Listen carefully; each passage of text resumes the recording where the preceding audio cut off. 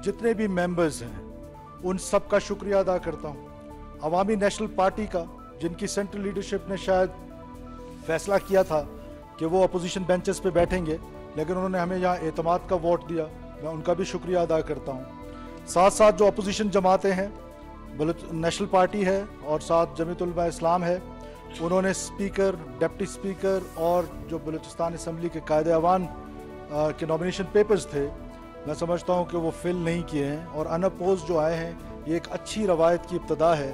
और ऐसे टाइम पे कि जब पूरे पाकिस्तान में सियासी ट्रबलेंस है, ऐसे में बलूचिस्तान से एक कंसेंसस का मैसेज देना आप सब लोग खराज तहसीन के मुस्तहिक हैं। इसके बाद जनाब स्पीकर, आज मैं जिस जमात की नुमाइंदगी यहाँ पर कर रहा हूँ, शहीद मोहतरमा बेनज़ीर भुट्टो साहिबा, मेरा बड़ा मुख्तसर उनके साथ रफाकत का 2008 के इलेक्शंस में रहा। मैं उनकी पार्टी का कैंडिडेट था और मैं समझता हूँ कि हमारे बुजुर्गों की तो जब से पॉलिटिक्स स्टार्ट की उनके साथ रफाकत रही। आज उनकी कमी बड़ी शिद्दत से ना सिर्फ मुझे बल्कि पूरे पाकिस्तान को महसूस हो रही है। आज पाकिस्तान जिस क्राइसिस में है, उस क्राइसिस से अगर कोई पाकिस्तान को बचा सकता है तो वो सिर्फ पाकिस्तान पीपल्स पार्टी है, क्योंकि पाकिस्तान पीपल्स पार्टी फेडरेशन की जमात है। पाकिस्तान पीपल्स पार्टी के रूट्स पाकिस्तान के कोने कोने में मौजूद हैं और मुझे यकीन है कि प्रेसिडेंट आसिफ अली जरदारी इस क्राइसिस से पाकिस्तान को निकालेंगे और वो जो मुफाहमत की सियासत है उसको प्रमोट करेंगे। पाकिस्तान इस वक्त मुफाहमत की सियासत जो है वो उसकी ज़रूरत बन गई है। इसके अलावा पाकिस्तान पीपल्स पार्टी ही वो जमात थी जिन्होंने पाकिस्तान का आइन दिया, जिन्होंने पाकिस्तान को एटॉमिक पावर बनाया और पाकिस्तान को इंटरनेशनल सतह पे जनाब जुल्फ़िकार अली भुट्टो से लेकर मोहतरमा बेनज़ीर भुट्टो साहिबा से लेकर और फिर रिसेंटली जिस तरह बिलावल भुट्टो साहब ने अपने मुख्तसर से टर्नओवर में पाकिस्तान की जो इज़्ज़त बनाई है वो यकीनन काबिल तहसीन है। और इंशाअल्लाह ताला आइंदा भी पाकिस्तान पीपल्स पार्टी आवाम की खिदमत करेगी, गरीबों की खिदमत करेगी और पाकिस्तान का नाम रोशन करेगी इंटरनेशनल उसमें। जनाब स्पीकर, इस ऑगस्ट हाउस के मेंबर्स ने बहुत सारे मसाइल की तरफ निशानदेही की। कोई दो राय नहीं इसमें कि बलूचिस्तान इस टाइम सीरियस चैलेंजेस का सामना कर रहा है। उसमें तीन बड़े चैलेंजेस हैं। मैं समझता हूं कि सबसे पहला चैलेंज और सबसे बड़ा चैलेंज गवर्नेंस का है, दूसरा चैलेंज टेररिज्म का है और तीसरा चैलेंज क्लाइमेट चेंज का है। मैं मुख्तसरन वक्त की कमी के हिसाब से सिर्फ इन तीन चैलेंजेस पे अपने फेलो सिटीजन्स को, जो बलूचिस्तान के अवाम हैं, उनको गोशगुजार करना चाहता हूं कि किस रोड मैप के तहत, एक प्लान के तहत हम इन तीनों चैलेंजेस को निपटेंगे। सबसे पहला चैलेंज गवर्नेंस का है। जनाब स्पीकर, गवर्नेंस का चैलेंज हम इस हॉल में बैठे हुए लोगों ने एड्रेस करना है, इस ऑगस्ट हाउस के हर एक मेंबर ने, उसके बाद हमारी बलूचिस्तान की ब्यूरोक्रेसी ने, जो बलूचिस्तान से ताल्लुक रखते हैं। कब तक हम और लोगों को मुर्द इल्जाम ठहराएंगे? हमने इस गवर्नेंस के चैलेंज को न सिर्फ एक्सेप्ट करना है बल्कि इसको ठीक करना है। अब गवर्नेंस के चैलेंज में कौन से बड़े चैलेंजेस हैं? उसमें एजुकेशन सिस्टम का चैलेंज है। हम नए जामियात बनाए जा रहे हैं, हम नए कॉलेजेस बनाए जा रहे हैं, हम नए स्कूल्स बनाए जा रहे हैं। वो स्कूल्स क्या हैं? क्या हमारे बैठक का काम देंगे? हमने गोस्ट स्कूल्स, गोस्ट टीचर्स, हमने जिस तरह बख्त काकड़ साहब ने कहा और एक दो मेंबर्स ने कहा, एजुकेशन सेक्टर में इमरजेंसी नाफिज कर दी गई है। इंशाअल्लाह ताला अब ये नहीं होगा। हम इंशाअल्लाह ताला इस सूबे के गरीब आवाम को, जो उनके बच्चे सर्दियों में ठठरते हैं, गर्मियों में झुलसते हैं, उनके बच्चों को स्कूल भेजेंगे, उन स्कूलों को ठीक करेंगे, पूरा एक रोड मैप देंगे बलूचिस्तान के लोगों को कि हम इन स्कूल्स को किस तरीके से ठीक करेंगे और किस तरीके से इनको फंक्शनल करेंगे। उसके बाद फिर हायर एजुकेशन पे जाएंगे इंशाल्लाह ताला। इसी तरह जो हेल्थ फैसिलिटीज हैं, इंफ्रास्ट्रक्चर मौजूद है, पुअर इंफ्रास्ट्रक्चर है। डिस्ट्रिक्ट हेल्थ क्वार्टर्स के हॉस्पिटल्स हैं, डिविजनल हेडक्वार्टर के हॉस्पिटल्स हैं। मुझसे पहले जिन रुफका ने उस पर काम किया है हम उसको कंटिन्यू करेंगे, अच्छे काम को कंटिन्यू करेंगे और नए जदीद तरीकों से इंशाल्लाह ताला इस हेल्थ को पब्लिक प्राइवेट पार्टनरशिप के साथ इसको ठीक करने की कोशिश करेंगे। एटलीस्ट डिविजनल हेडक्वार्टर्स में उस तरह के हॉस्पिटल्स होने चाहिए जिस तरह पाकिस्तान पीपल्स पार्टी ने सिंध में हेल्थ रेवोल्यूशन लेकर आया, इंशाल्लाह उसको हम बलूचिस्तान में मिलके लेकर आने की कोशिश करेंगे और लेकर आएंगे। इसके बाद जो हमारी यूथ है, जनाब स्पीकर, ये यूथ जो है वो बेरोजगारी के आलम में अपनी डिग्रियां लेकर दर बदर फिर रहा है और उसका जो फ्रस्ट्रेशन है, जो फ्रस्ट्रेशन लेवल है वो दिन ब दिन बढ़ता जा रहा है। हमने अपने यूथ को न सिर्फ स्किल की तरफ लेके जाना है, टेक्निकल ट्रेनिंग स्कूल्स बनाने हैं, जो एग्जिस्टिंग हैं उनको स्ट्रेंथन करना है ताकि हम बलूचिस्तान के यूथ को दुनिया में एक्सपोर्ट कर सके। और ये जब यूथ दुनिया में जाके एक्सपोर्ट होगी, पाकिस्तान भर में आज हमारी यूथ जो जा रही है बाहर की दुनिया में, वहां पर सबसे कम तादाद बलूचिस्तान के लोगों की है। हम इंश्योर करेंगे कि हम अपनी टेक्निकल ट्रेनिंग स्कूल्स को इंप्रूव करेंगे और टेक्निकल ट्रेनिंग स्कूल्स को इंप्रूव करने के साथ साथ जो हमारी यूथ है जिसमें बड़ा पोटेंशियल है, उस यूथ को हम इंशाल्लाह एक्सपोर्ट करेंगे दुनिया के मुख्तलिफ ममालिक में, ताकि ना वो सिर्फ हमारे लिए इज्जत का बायस बने बल्कि अपने जो उनके चूल्हे हैं, जो पीछे फैमिलीज हैं, उनको भी लुक आफ्टर कर सके और पाकिस्तान की इकॉनमी में भी एक पॉजिटिव किरदार अदा कर सके। जनाब स्पीकर, आपको पता है कि 18th अमेंडमेंट के बाद तमाम तर जिम्मेदारी हमारे ऊपर आयद होती है। हमने अपना रेवेन्यू बढ़ाना है। कब तक हम कशको नहीं।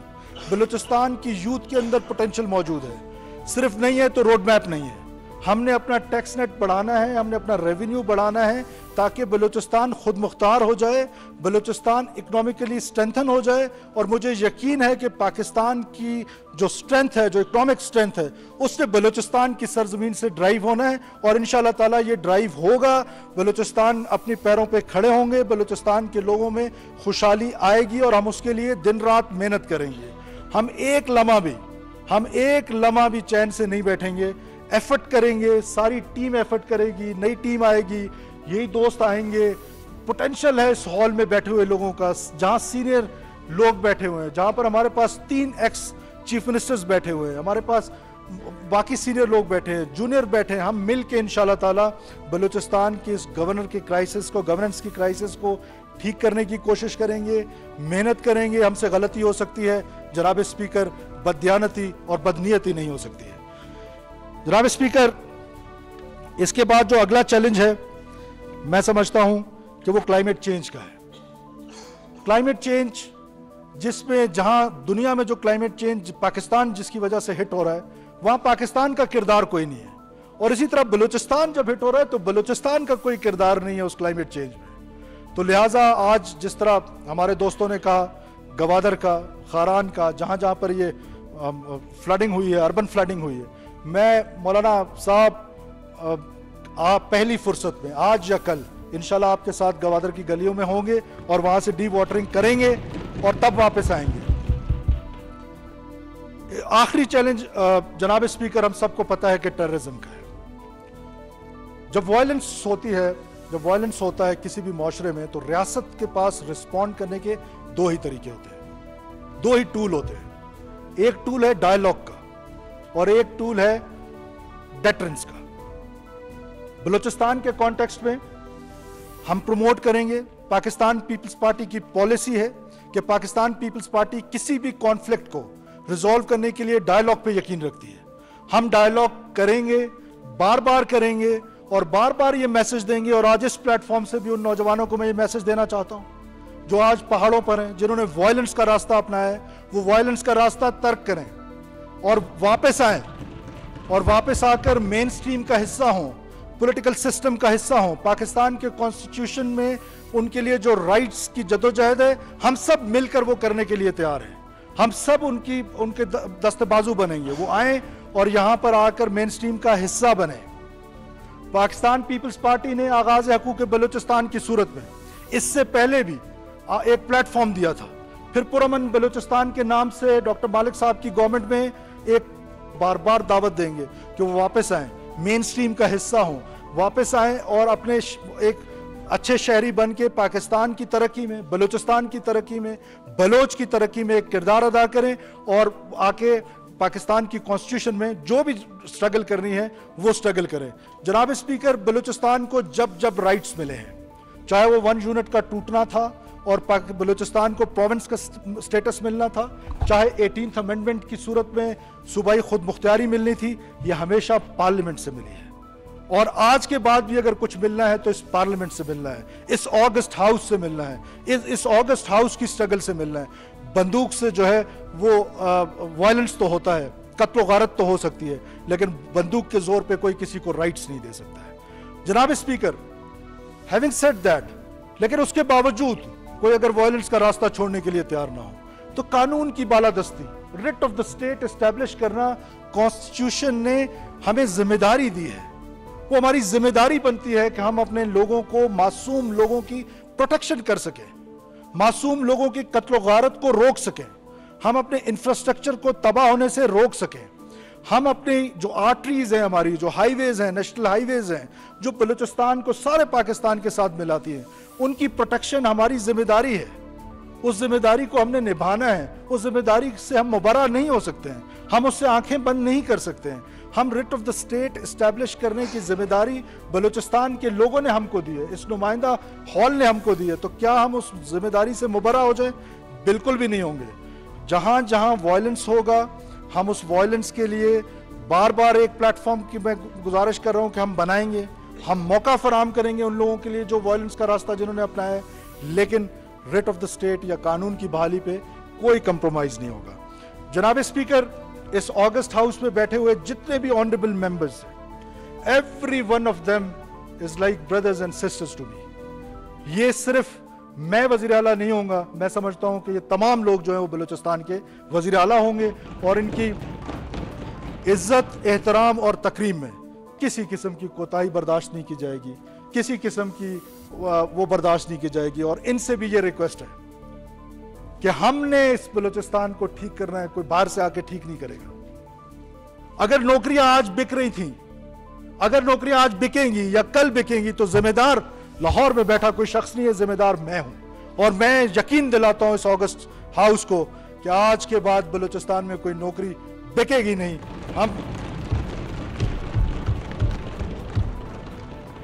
हम इन नौजवानों को मेरिट पे नौकरियां देंगे, जो नौकरी आएगी इंशाल्लाह ताला मेरिट पे मिलेगी। ये जो बिकने का सिलसिला था, ये आज के बाद से वो लोग सुन लें, वो लोग सुन लें जिन्होंने ये नौकरियां बेची है, आज के बाद इस घनौने धंधे में ना शामिल हो। अगर इस धंधे में शामिल होंगे तो ये ऑगस्ट हाउस हर मेंबर उनका गिरेबान पकड़ेगा, हुकूमत उनका गिरेबान पकड़ेगी, कानून उनका गिरेबान पकड़ेगी। हम किसी को मेरिट की पामाली करने की इजाजत नहीं दे सकते। जनाब स्पीकर, वक्त की कमी के बायस आखिर में एक बार फिर अपोजिशन के दोस्त, मुस्बत अपोजिशन को हम वेलकम करेंगे। हम हमेशा ही हमारी ख्वाहिश होगी कि हम अपोजिशन और ट्रेजरी बेंचेस को साथ लेके चलें। बलूचिस्तान अब मुतहम्मिल नहीं हो सकता इस तरह की सियासत का कि जिस तरह की सियासत में अदब, तहजीब और ये सारी चीज़ें ख़त्म हो जाए। हम एक दूसरे के साथ डिसएग्री कर सकते हैं, हम एक दूसरे के साथ पॉलिसी पे डिसएग्री कर सकते हैं, लेकिन हम एक दूसरे का एहतराम, जो हमारी रवायात है, एक दूसरे का अदब, उसका दामन कभी हाथ से जाने नहीं देंगे। मैं ट्रेजरी बेंचेस से भी गुजारिश करता रहूँगा और अपोजिशन के बेंचेस से भी मेरी गुजारिश होगी कि ये रवायतों का अमीन सूबा है, ये असम्बली रवायतों का अमीन असम्बली है। हम अपनी रवायतों को कभी नहीं भूलेंगे, किसी सूरत इंशाल्लाह ताला नहीं भूलेंगे। जनाब स्पीकर, आखिर में एक बार फिर मैं बलूचिस्तान के लोगों को ये पैगाम देना चाहता हूँ कि मेरे दरवाजे आप सब के लिए खुले हुए हैं। मैं दिन रात मेहनत करूंगा, मेरी टीम दिन रात मेहनत करेगी और हम 16 से 18 घंटे काम पे यकीन रखते हैं। हम 16 से 18 घंटे काम करेंगे और आप हमें सिर्फ क्वेटा में नहीं देखेंगे, बलूचिस्तान के दूर दराज गाँव में देखेंगे, बलूचिस्तान के दूर दराज जिलों में देखेंगे, डिविजनल हेडक्वार्टर्स में देखेंगे और हर उस दर्दमंद बलूचिस्तानी के पास हमें पाएंगे। जो हमारी हम्बल कैपेसिटी होगी, हम उसका इशू रिजॉल्व करने के लिए उसकी दहलीज पे इंशाल्लाह ताला जाएंगे। और ये नुमाइंदा ऑगस्ट हाउस, जितने मेंबर्स, ऑनरेबल मेंबर्स बैठे हैं, हम सब की ये जिम्मेदारी है कि हम इस गवर्नेंस को इम्प्रूव करें। इस गवर्नेंस की वजह से हमारे लिए बायस बदनामी है। अब 18th अमेंडमेंट के बाद हमारे पास कोई लेम एक्सक्यूज नहीं है कि हम किसी और को बुर्द इल्जाम ठहराएं कि हमारे मसाइल। वफाक के साथ जनाब स्पीकर, वफाक के साथ हमारे मसाइल ज़रूर हैं, लेकिन हम वो हेल्दी डिबेट के जरिए उस मसाइल को हल करने की कोशिश करेंगे। हम एक मजबूत इकाई बनेंगे इस वफाक पाकिस्तान की, मजबूत इकाई बन के वफाक के साथ हमारे बिजली के मसाइल हैं। आपको पता है कि बलूचिस्तान जो है वो एग्री इकनॉमिक, ज़्यादातर उसकी जो है इकनॉमिक्स जो है वो सारी एग्रीकल्चर पे बेस्ड है, और वो बिजली के बगैर नामुमकिन है। जब हमें बिजली नहीं मिलेगी, 4 घंटे भी बिजली नहीं मिलेगी, तो क्या करेगा हमारा ज़मींदार? हमने ये इश्यूज़ उठाने हैं। गैस के इश्यूज़, आज सुबह मैं नवाब साहब के साथ हम लोग डिस्कशन कर रहे थे कि आज इस माइनस टेम्परेचर में अगर हमारे बलूचिस्तान से गैस निकलेगी और हमारे क्रिएट फोरम्स पे बलूचिस्तान की वॉइस बनेंगे, बलूचिस्तान के हकूक की वॉइस बनेंगे, और मरकजी हुकूमत के साथ इस गुजारिश के साथ कि ये जो हमारे मरकजी हुकूमत के साथ जितने भी मसाइल हैं, उन मसाइल को इंशाल्लाह ताला प्रायोरिटी के बेसिस पे हल करेंगे। उसमें कच्ची केनाल का रिपेयर है, हमारा इरिगेशन सिस्टम है, बिजली के मसाइल हैं, गैस के मसाइल हैं, सो एंड सो ऑन। इंशाल्लाह ताला तमाम लोग जितने भी मेरे बुजुर्ग बैठे हैं, दोस्त बैठे हैं, भाई बैठे हैं, बहनें बैठी हैं, मैं आप सबको यकीन दिलाता हूँ कि मुझे आप हमेशा अपने साथ पाएंगे, और आपसे ये गुजारिश है कि इस बलूचिस्तान की तकदीर बदलने में साथ दें। हम नहीं करेंगे तो कोई और नहीं करेगा। पाकिस्तान हमेशा जिंदाबाद। जिए भुट्टो।